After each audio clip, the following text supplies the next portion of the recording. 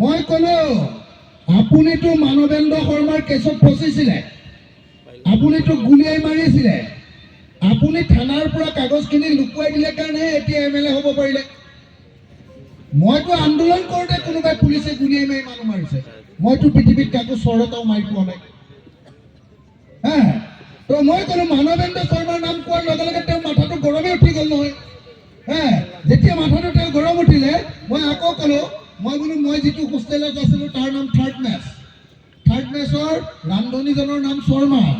এই শৰ্মাৰ গাৰুৰ তলতে আপোনাৰ পিষ্টলটো লুকুৱাই থৈছিলে, মই শৰ্মাক মাতি আনিম নেকি ইয়ালে, এনেকৈ ক'লো। এনেকৈ ক'লো, তেতিয়াতো আৰু খং তেওঁ। তাৰপিছত মোক এবাৰ আৰু গালি দিলে, বোলে তুমি বোলে হেৰি কি কয়, এইবাৰ গালি দিলে বোলে একদম মানে মোক মানে একদম ক'লে যে তুমি কিমান জেল গৈছা, তোমাৰ তথাপিও লাজ নাই, মোক এনেকৈ কৈছে। তোমাৰ তথাপিও লাজ নাই, তুমি কিমান জেল গৈছা, আকৌ ভৰাই দিম তোমাক, এনেকৈ ক'লে। আকৌ ভৰাই দিম, তুমি কি বুলি ভাবিছা, এনেকৈ ক'লে। মই বোলো মই এতিয়ালৈকে ৩৬ বাৰ জেল গৈছোঁ। কিমান জানেনে নাই, মই কিমান বাৰ জেল গৈছোঁ জানেনে নাই আপোনালোকে? এতিয়ালৈকে ৩৬ বাৰ জেল গৈছোঁ, 36।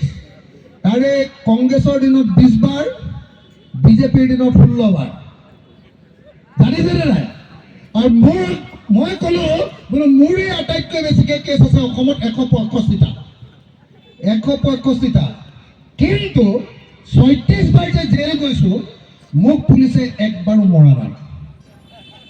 কিন্তু মুখ্যমন্ত্ৰী হিমন্ত বিশ্ব শৰ্মা ডাঙৰীয়া, আপুনি যে আমাৰ চান্দমাৰীৰ কাষৰ ইঞ্জিনিয়াৰ দাসৰ ঘৰত আলফাৰ নামত যে পইচা তুলিবলৈ গৈছিলে, পুলিচে যে আপোনাক ধৰি আনি যে থানাত আপোনাৰ চব কাপোৰ কানি খুলি অকল আণ্ডাৰৱেৰটো পিন্ধাই আপোনাক যে ৰাম পিটন দিলে, আপোনাৰ মনত আছেনে নাই?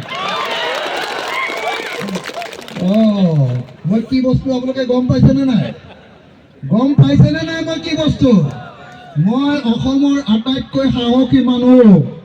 যিটো হয় সঁচা বুলি কওঁ, আৰু যিটো নহয় সেইটো মিছা বুলি কওঁ। নোহোৱাটো সেইটো মই কাৰোলৈ কেয়াৰ নকৰোঁ। এতিয়া মই আপোনালোকৰ সন্মুখত এটা কথা ক'ম, সঁচাকৈ আপোনালোকে বিজেপিক হৰুৱাব খোজে নেকি?